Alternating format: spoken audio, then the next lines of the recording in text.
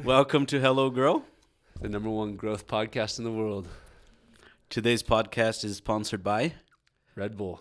Gives You Wings. Ladies and gentlemen, I am very excited for today's episode. I'm going to be interviewing CORT, my co-host. Just a little bit of an introduction about CORT. CORT was born in Las Vegas, raised in Utah, went to college in Idaho. That's where he got recruited to do door-to-door sales. Went and did door-to-door sales for 5 years, where he crushed, made millions of dollars. After that, he went ahead and started Aspen. Aspen is a data collection and field services company that serves hundreds of banks across North America, banks and manufacturing companies. After Aspen, or at the same time of Aspen, CORT started 2 other companies, and now he's starting his 4th venture called Covalent, which I'm very excited to hear more about and ask you a bunch of questions. I'm excited for this one, man. Father of 3, an amazing husband to an amazing wife, Courtney, which I love dearly. I'm excited, man, for this one. Thanks, man. Thanks for the intro. Okay, let's jump right in. You are an incredible entrepreneur.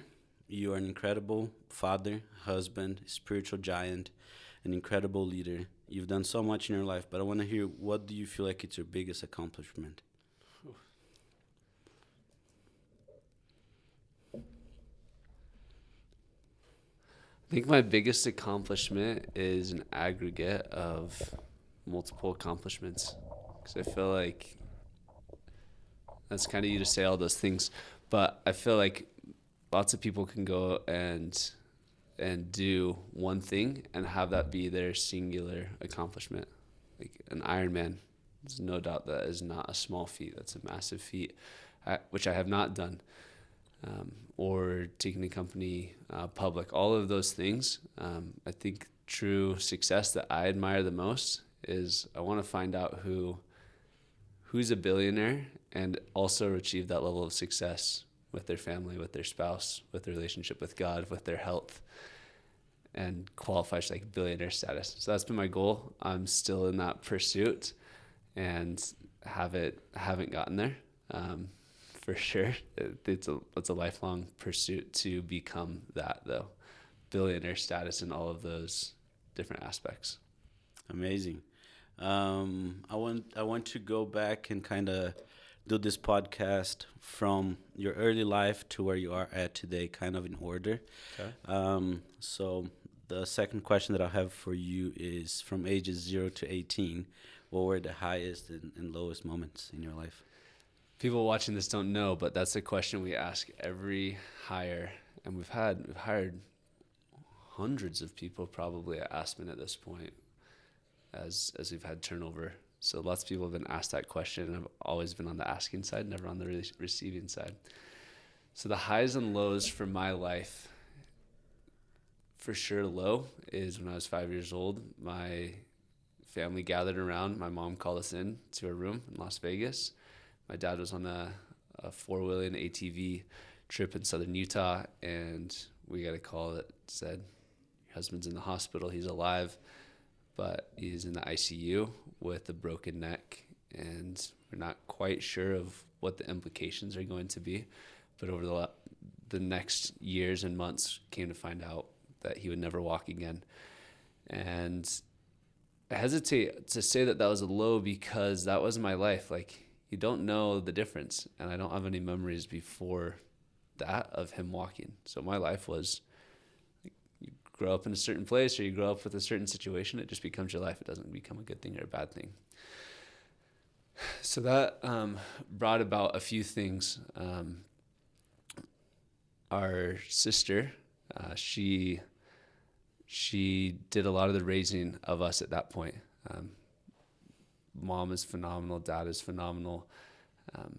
When you have a situation like that, generally people go on highs and lows where you think, man, maybe there is some glimmer of hope. Maybe he will be able to walk. Maybe he's getting some movement back in his hands, and you kind of get on this hopeful path. And then when that doesn't hit, you get on this pretty down path. And I think that's a pattern that both of my parents followed for some time. And so my sister stepped up and was also a rock star in addition to my parents, to be able to help my older brother and me out. With so many good memories of just playing all these games with my sister. I love her deeply.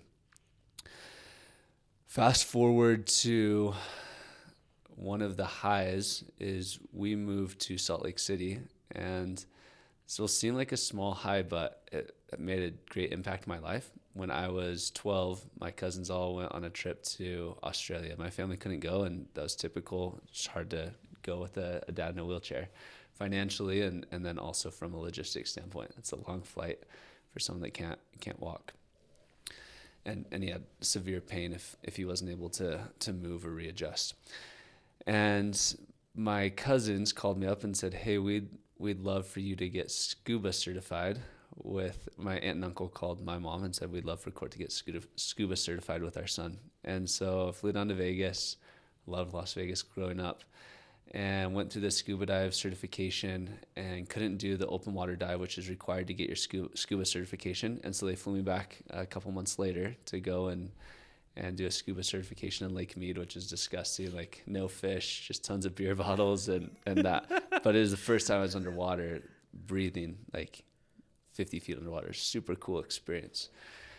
And the reason I bring that experience up outside of scuba diving is they were one of the first families and people to start providing opportunities and experiences to me that I would not have had the chance to experience.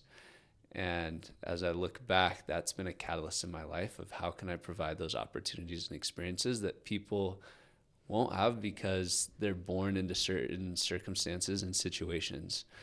And for reasons of their own or reasons that have been put upon them, just don't have those opportunities and experiences. And more and more of those things happened. I got to go to Washington, D.C. with that same cousin, similar setup, cousins or aunt and uncle, spotted the bill, was able to go. Went to Hawaii with grandparents, again, spotted the bill. Wasn't something that we were able to do on our own. And over those things continued to happen. In the moment, I probably didn't realize how grateful I was for those experiences as I am now. I think another high, well, being raised by somebody in a wheelchair and having parents that go through depression, I guess to get super real, there's a horror movie called The Babadook, which the monster at the end of the movie, sorry to spoil it, you come to find out is depression. And it represents depression in this mom who's lost her husband and is raising a mentally challenged child. And the cycle that is gone through when there's somebody that experiences depression is they're having all of this stress in their life. They act poorly, they act out, the parent or the child. And then there's this deep, remorseful, self-loathing stage where they try and gift you, ask for your forgiveness, go through this process to make reconciliation. And then because of the stresses that come along with depression and those things, there's another extremely damaging interaction. And that pattern was persistent growing up. And resulted in me running away. It didn't work very well. My brother called me out as soon as I got to his house, and my mom showed up a few hours later. But it was at that moment I was like, guys, I don't want to live here anymore. Like, I'm done.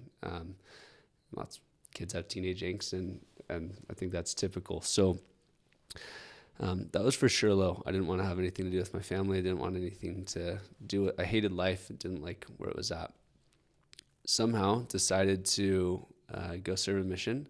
Went to West Virginia for 2 years, and that was an amazing experience. One of the catalysts of my life that got me to realize that I can accomplish things that I put my mind to, and helped me discover who I was. After that experience, I went to school at BYU, Idaho, and went into my own depression. It was at that point that my parents went through divorce, and I would fly home, or not fly, I'd drive home from school, and I didn't have anywhere to stay. Like, my house wasn't there. And when there was when I was able to go to my house, um, there would be people that would be staying the night with my dad. And I was too embarrassed to walk in and be like, hey, I'm in town, I'm going to sleep here, because it would be some neighbor person that was staying the night with my dad, helping him brush his teeth, get ready for bed, all the things that we had done growing up. So there were multiple times where I slept in my car, even when I came home, because I just didn't judge myself and judged and thought of what they were judging me as. So that was a really sucky time. And then I got into door-to-door sales and got the very best group of friends in the world. I feel like Idaho people are just the salt of the earth, and made some of the greatest relationships and friendships that I still have and that are really dear to me. And that's when I had so many highs in a row. Got to go to a bunch of different cities, work with people that I loved working with, and learn a ton. But I'm past the age of 18, so that's past your question, and moving into to future questions. But I want to hear a little bit more about that. I wrote down a couple of questions as you're saying this. Well, there's a lot of questions that I can ask, but we often talk about it here in the podcast. We've talked about that with a few guests already, and I do think it's important as we dive into entrepreneurship and success. You grew up judging yourself. You grew up trying to fit in. We've talked a lot about that, and today you are one of the people that are probably that I know in my network today that can be themselves the most. Like, for those that don't know Court, he's walking around in barefoot. Just we go into restaurants and he's bare feet and he's just himself. Tell us about that transition. What was the switch? I wish it could have happened differently, but the way it happened for me is I thought of all these different, whether subconsciously or consciously, I thought of all these different aspects of my life. Like, I want to be surrounded by these friends. I want to have this kind of physique. I want to date these type of girls. I want to have this much money in my bank account. I want to drive this type of car. And I worked my butt off to accomplish all of those things. Like, the girls that I would have never talked to because I was too shy or too embarrassed, I was dating. And had more money in my bank account than I had ever dreamed I would have, and had the best friends, like just the loyalest and funnest friends, and got like the sweetest car. It was a Subaru hatchback, and I was so stoked on it, like classic bro high school or college car. And it was the first really awakening of like, whoa, I have all these things that I thought would make me different, and now I'm still the same. Like, I have the same demons, same insecurities, the same, everything was still the same about me. So it was a really good like revelation and inspiration of, you got all this stuff, but life's in some ways very, very different, but I'm still the same.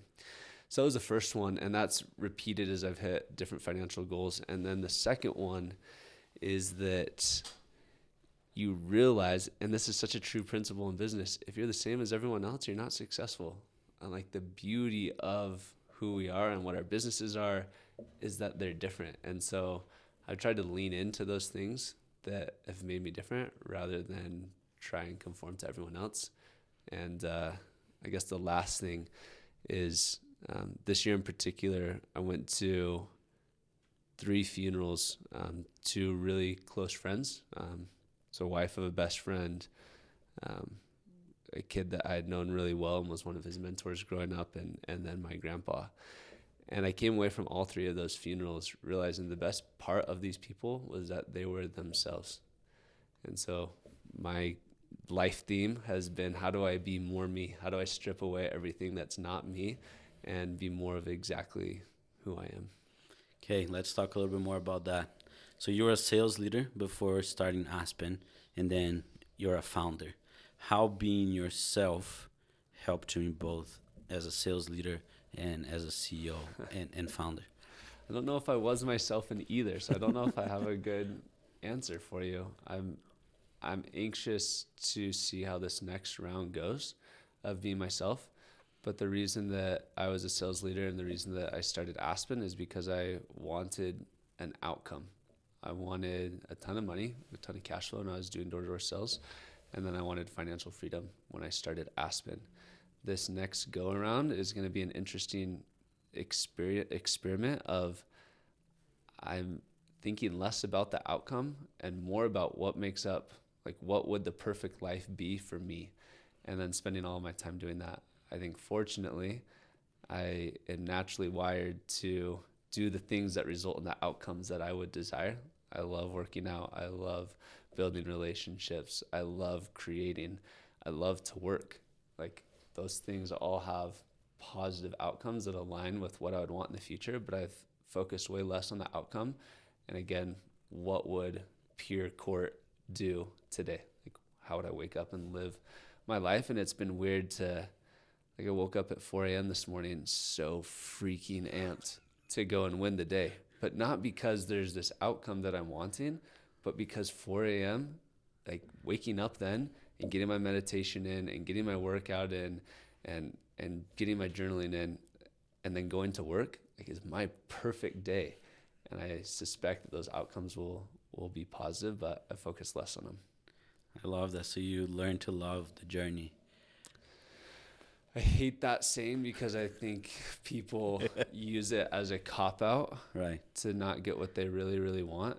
And I think there's an overlap of saying, what do I really want these outcomes to be? And what do I really want to have be my purest day, purest form of me? I think the first chapters of my life was, what are the outcomes? And I'm going to do whatever it takes and shape myself to be whoever I need to be to have those outcomes. I think this next chapter, I've probably pushed the pendulum or swung the pendulum so far that it's on the other side of what are those outcomes. But I think that where I will swing back to is you have what are the outcomes that you want and what's the purest version of you if you think of a Venn diagram, and where do those overlap? And then that's where you live and spend your time. I love that. That's deep. I want to go back to the time that you were doing door-to-door sales, and you were obviously successful at that, and you're making really good money. For people that are listening, and they are having a successful career where they're making a lot of money, what was the thought process of you leaving that stable job with a high income to go and start your own thing? Why did you do it? And maybe tell me about why did you do it? And then second, for people that are listening, what questions do they have to be asking, or what kind of thought process do people should people go through to make that transition before making that transition? It's a hard question, and a lot of people go through that cycle. This is working, why would I leave it? And I think it's worth approaching very cautiously when you're going through decisions like that. For me, there's probably two sides of it, and it's what story I choose to tell myself. There's an ego side of I wanted to be the guy.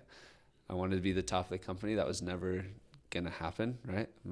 I'm working for somebody who's working for somebody who's working for somebody who reports to an executive who's working for the top of the company. No matter how hard I work, I'll never be that guy. There's that side of it.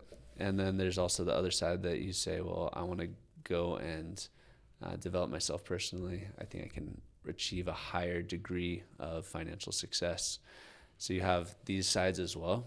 And it's probably a conglomerate of both of them. And I think the more that I can go through those decisions, and this one I've made now is been saying, how do I strip my ego away and make the decision again that's going to be purest to me, lines up with that, but then also fits into the results that I want. Me leaving door-to-door sales is not everyone should leave door-to-door sales and go start their own company. And looking back, I could have had a really successful career and had a lot of friendships, continue to flourish in that space. The road I chose was a harder road, and it sucked. Like it may not have worked out, right? Like door-to-door sales is a pretty sure thing. People are still buying and selling door-to-door, and startups are still failing all the time. So like could have put in the 5 years or 7 years, and nothing could have come from Aspen. I guess the one last thing I would add to that is like there's this book called The Alchemist by Paulo Coelho. You gotta read it. Brazilian. He's Brazilian, baby. Paulo Coelho, not Paulo. And he talks about your personal journey, like your personal legend, the reason that you exist. And when it's time to move. When it's time to go. And the reason that removing your ego is necessary is because there's also false signs that are telling you to leave. You're bored. You're having some friction in your work. There's a mountain that you got to surpass or surmount. And those things can be confused and taken as it's time to move when you actually just need to continue watering the grass because it'll be the greenest for you if you continue watering there. So again, I don't have an answer, but Cole said it well. He said your spidey senses will tell you. Yes. Listen to your spidey senses. Can I challenge you on something that you said and also ask your perspective? Let's say that there's someone that sees a clear path to being the CEO of a large corporation, but they have this burning feeling and this passion about something else. Also, someone that it's not making a lot of money, someone that's making enough to survive, but they're also passionate about something else. And they have this idea that they feel like it's solving a real problem in the world. What are your thoughts there? So I can't speak for somebody else, and I can only share experiences based on the paths that I've chosen. And by the way, this was a question that was submitted before the podcast. Okay. Someone has a regular job, okay income, but they're passionate about this one thing that they've been dreaming about starting that for years, but they just don't see it and a way out to do that. Yeah. So let's add one more Venn diagram example. And this one, there's 3 circles. This is from Jim Collins. And I think about this on a weekly basis, at least. What are you deeply passionate about? What can you be best in the world at? And what has an economic engine? So you can fill out those 3 circles. And it's like this unicorn that overlaps in the middle. Like that's your calling. That's what you're put on this earth to do from a career perspective. So that's the first step that I'd go through. I would be very thoughtful in my approach and list out in all of those circles, what are those 3 things? Then after I would do that, I would go look for where it exists in nature that somebody has done something similar. And obviously you're doing something that's never been done.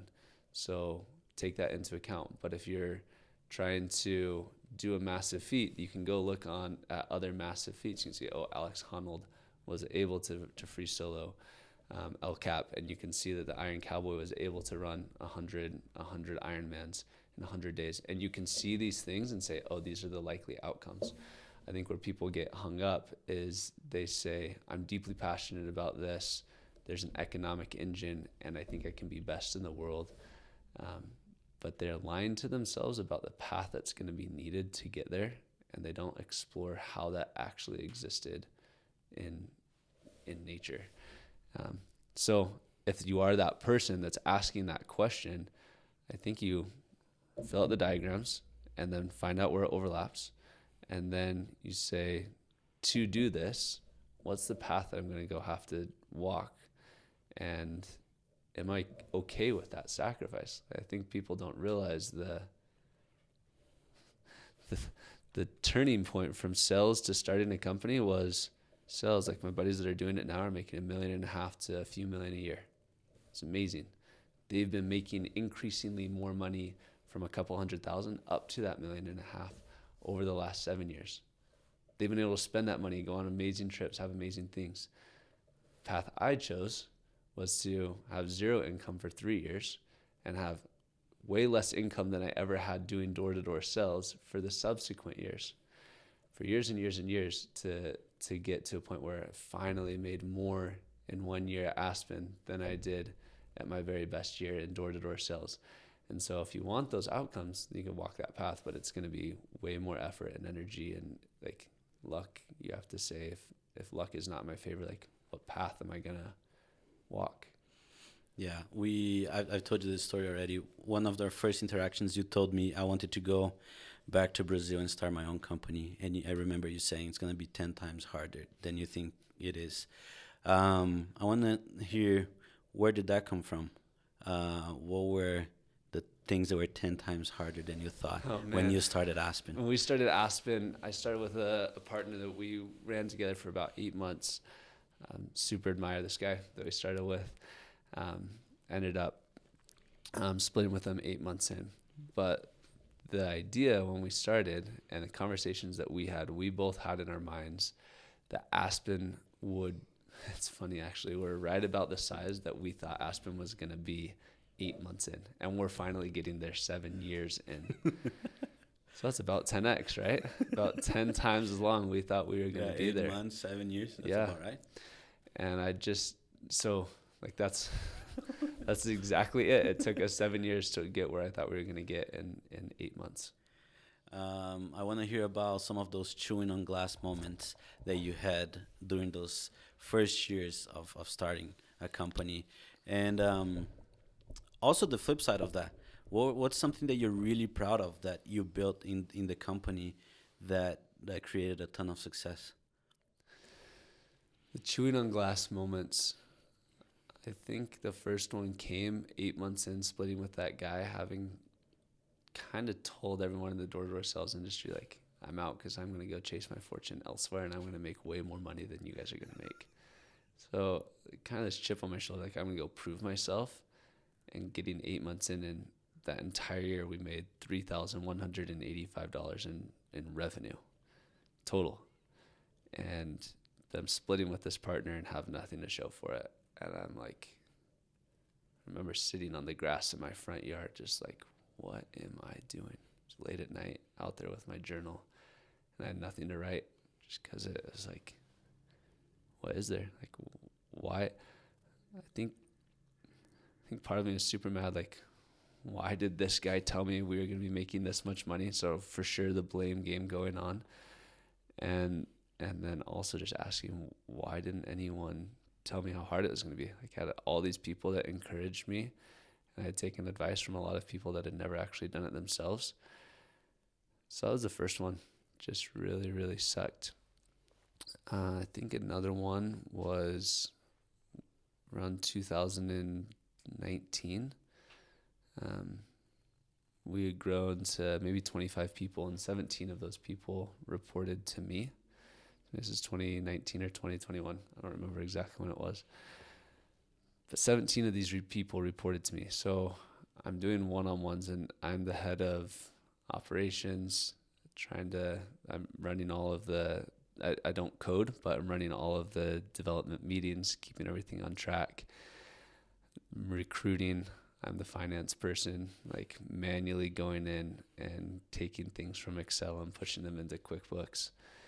And at that point, I was still waking up at 4 a.m., but very resentfully, and working until 6, and going home, having, must have been 2020 because I was having dinner with Henry and Courtney. And we'd go home and have dinner, and I'd spend a second with Courtney, and then I'd get back on my computer and keep working until 9 and go to sleep. And that would happen Monday through Thursday. And then on Friday at like 3 o'clock, like, I'd just be so exhausted, and head home, and I'd try and sleep, but new orders, like, we had to move on them so fast. So we'd get a request, and we're all about turnaround time. That was our differentiator. And so, like, had my laptop laying there, and we didn't have any sound that would ping when a new order would come in. And so I just remember sleeping, and like every 15 minutes waking up, like just jolting awake and looking at the screen, and there'd not be an order. And I'd do the same thing over and over, and there'd not be an order. And then I'd do it, and there would be an order, like make sure it's moving. And then I'd go to sleep about 6 o'clock on Fridays and wake up at 10 a.m. in the morning. And one night I was sitting there with Courtney working, and I've been having these heart palpitations, and there's just like this shock, and it went through my heart, went down to my arms, went to my fingertips, my feet, and like hunched over and grabbed my chest. And Courtney's like, "What just happened to you?" And I told her that I've been having heart pains. She's like, "Okay, we're going in right now." So I went and got tested, got cardiograms, all of that, and essentially got to the point where the doctor said, like, okay, this is stress induced. What do you do for a career? How do we reduce some stress? And I told him and said, that's not going to work in the long term. But yeah, when you're not sleeping, when you have those many direct reports, when you have those stresses, you have deep anxiety and depression and insomnia, and it is a sucky place to be in. There's a few more, but how many do you want? That's good. Really, what were the turning points and successes that you had along the way with Aspen? Turning points have all come from people. So finding Lance, huge turning point.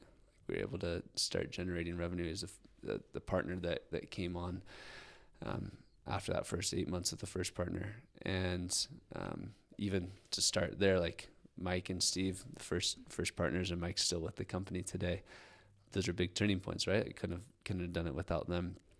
I think getting Wells Fargo as a client, Bank of America as clients for turning points. Losing Bank of America sucked, but I'm glad you got them back. I think hiring you was a really big turning point. Felt like I didn't have anyone in the company at that point that was going to run with me. For sure, no one that was going to outrun me. And then you came on. I was like, man, I'm being outpaced. I need to step it up, and had someone to carry the load. You have a founder's mentality, and was really appreciative of that. And then hiring David was another turning point. So I think those are the turning points. Like, they've all been people for me, finding the right people at the right time and having them in the right seat that have helped share the load and now have the full burden of the company on them by the things that they've done to become partners in the business. Well, I think you don't take enough credit for the things that you did along the way. I've said in a few episodes already, but you are definitely by far the best leader I've ever had in my life. And I saw at Aspen an extra level of loyalty to you in the people. And you probably know who I'm talking about. People were just drawn to you and loyal to you. And I remember seeing on your computer, just underneath your computer, that my purpose is to bring others in success with me. And maybe you don't know this, but I think a lot of people saw that, and it just confirmed what everyone felt around you. So I think that your passion for bringing people in success with you played a huge role in the success of the company. Because if it wasn't for that, probably a lot of people would have left if you were not that amazing leader that you were and that you are right now and that you've been. That's kind of you. I think when you start a company, you either have to have a brilliant idea, be ultra smart, or be surrounded by people that are way better than you are. And the way to get, like, I didn't have a brilliant idea. I've never been the idea guy. I'm not the smartest in the room. I feel like I'm smart enough. But I've always figured out, like, if you want to have people that are the best around you, figure out how to make them successful, because they'll naturally follow you. Like, they're going to bet with their time and their loyalty on, with their own self-interest, as they should. Yes. Who's going to help me be the most successful? Who's going to treat me fairly? So that's, I didn't have those other two things, so I had to make up for it in that. Plus, I truly do just love people, and people have done it for me. So it's my privilege to do it for other people. And it sounds like, so you're telling us the experiences that you had, the highs growing up, and you said that people did that for you. Is that where it comes from? 100%, yeah. There's like 6 people that I can target that, like, they stepped up and did things for, paid our family's mortgage, paid off, supported my dad when he was in a home, got us on vacations, paid for people to come spend the night with our dad. Just so many things that, like, were small, and maybe there were bigger sacrifices for them, and maybe I misjudged that as far as how much they're sacrificing for us. But the immense impact it made on us was drastic. Like, it was life-changing, and I realized the small things that people can do that have massive impacts on other people, and those exist for generations sometimes. I love that. fast forward 7 years later, Aspen is profitable. You have a president running the company. We're growing a ton. So you decide to 62.8% annually for this month over last let's go. month last year, same month last year. And then you decide to go and start a new company. Tell the world about Covalent and why you're so passionate about it. Covalent is our first attempt to democratize success. Right now, we live in a stage where with ChatGPT and with the internet, with how much knowledge is out there, there is no shortage of knowledge, right? The knowledge is power is no longer true because everyone has access to knowledge. So the new most valuable resource is behavior and clarity. Where do I want to go? And what are the behaviors that are necessary to get me there? And that's what we're lacking as a society and as a people. And if we can help people get clear on what they want and what's necessary to get there, and then help them adhere to those behaviors long enough with enough consistency, then they'll actually have exactly what they want. But people don't know where they want to go. They don't know what behaviors are going to get them there. And then if they do know both of those, they generally don't have the discipline to do it. So success is reserved for those who have clarity and those who understand the behaviors necessary and those who are ultra disciplined. And the rest of the world doesn't get to partake in that unless they're lucky. So our goal is to figure out how to democratize success, make it common to all people, help people get clear on what they want and define the behaviors and accomplishments that are going to result in those things and help them to adhere to those behaviors. And that's a super grand vision. It's, I feel like, going to be my life's work. And the targeted approach we're taking is rolling this out specifically to organizations. And we're starting with 50-ish people organizations around the same size as Aspen to go into organizations that hopefully already have clarity on why they exist and where they want to go. And then we cascade throughout the organization. What are all the behaviors and accomplishments that are going to go into getting you that outcome? And the reason that's important is because when an entrepreneur starts a business, the entrepreneur's personal interest and the business's interest is perfectly aligned. They both want to go to the same place because the business exists to serve the entrepreneur, whatever the entrepreneur wants. If the entrepreneur wants to serve other people, then the business serves other people. If it wants to be profitable, then that's what the business does. As you bring on more and more people, you have divergent wants, self-interest of those people that aren't perfectly aligned with an organization. So you have people that want to look good or want status or want to do what's easy or want to do what they're best at. And all of this divergence creates waste and is preventing organizations from getting where they want to go. So step one is to align every person in an organization behind the few set of conflicting goals. So you have revenue, profit, customer retention, customer satisfaction that are all pulling against each other. And that's what this system does, is creates that alignment and then puts the entire organization, all of the wood goes behind a single arrow so they can get where they want to go faster.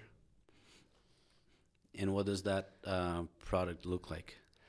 Right now it's a consulting and software. The software is the catalyst to the consulting. So it's a change in how people think. Instead of middle managers saying, you need to work harder, be more disciplined, be more focused, it actually gives them the framework from a paradigm shift perspective and a learning perspective of here's the outcomes that we want from you, because those outcomes are going to lead to the success of the organization. And the more I can get you to do those outcomes, the more I can help you be successful in what you're interested in. So it's winning all around. And they can only do that through attaching behaviors. So I need you to make a call at this time. I need you to show up at this time. I need you to do this kind of training. But our lives are just an outcome of these behaviors over time, and that's what people have been missing. The long game of that is you build that organizational structure. People use the matrix in their business, and then they go and take it into their personal lives, and they align them and their spouse, them and their kids, them and their communities, them with themselves. Because in our quiet moments, our heart of hearts tells us what we actually want. But then when that piece of cake comes up or there's a stressful conversation that needs to happen to create alignment between couples, whatever it is, we don't act in the manner necessary to get the outcomes that we want. So we'll create this for individuals. I think it will help with psychology, with mental health, with people that, again, don't necessarily know what they want, or they do know what they want, and they just can't adhere to the behaviors long enough. They can't do the gratitude journaling. They can't be consistent enough with the medications, whatever those behaviors are, to get to those outcomes. So I see it flooding the earth. Step one is going after businesses. Let's go. I am a witness of Court mentioned the word matrix. You mentioned the word matrix. For people to understand, I remember 3 years ago at Aspen, we didn't have KPIs. It was just chaos. Order comes in, we got to take care of it as fast as we can. Probably that was one of the, if we had to do a top three, one of the things that changed the trajectory of the company the most was aligning everyone behind the matrix, which is what you just described. And so I'm a witness that works for an organization. 2 months ago, I decided to do one. It works so well for my team and for the organization that I decided to do one for myself. And this year, it's been amazing what it's done for me this year. So it will take over the world, I'm sure. And your eyes are shining as you're talking about it. We've brought people to the podcast that when they're talking about their product, their company, and their eyes are shining, that usually reflects with the most successful people and businesses that we've had here. So I know it's going to be successful. I have 2 more questions for you. You asked this question, so I want to reverse it back to you. Every time that we have a podcast, you're sitting across from your 25-year-old you. That works pretty well. I'm 10 years younger than you. And no, I'm only 32, you dog. 7 years. What do you tell him? It works. I think I just doubted that it's going to work. If you read the book a week, if you change yourself, your world will change. That's what I'd tell myself. So believe in the process. Perfectly said. My last one, and I didn't write this question down. I was just thinking as we were talking like an hour ago. 60, 70 years from now, Henry is speaking at your funeral. What do you want him to say about you? What do you hope he says about you? Yeah, it's a good question. If I had my phone, I would read to you what I've written in my eulogy that I hope gets read at my funeral, which is that I prioritize people, that I made what was important to others important to me, that I put Courtney and my kids above everything else in my life, that I was courageous, that I was a grinder, a hustler, that I was myself, that I was kind. I think that's it. I'd say that you're tracking well. You're trending to be there. That's a wrap. Thanks, man. This was a good one. Thanks, Carlos. Appreciate it, brother. You've been watching Hello Grow, the world's #1 growth podcast. I'm Cortland Brady. I'm Carlos Souza. If you've watched this video so far, it means that you like the content that we're putting out and the people we're interviewing. We're putting together a community of business leaders, entrepreneurs, and sales leaders. You liking, subscribing, and sharing this content helps us reach those that are going on that journey. If you want to be a part of this community, please subscribe, smash that like button, and turn on those notifications.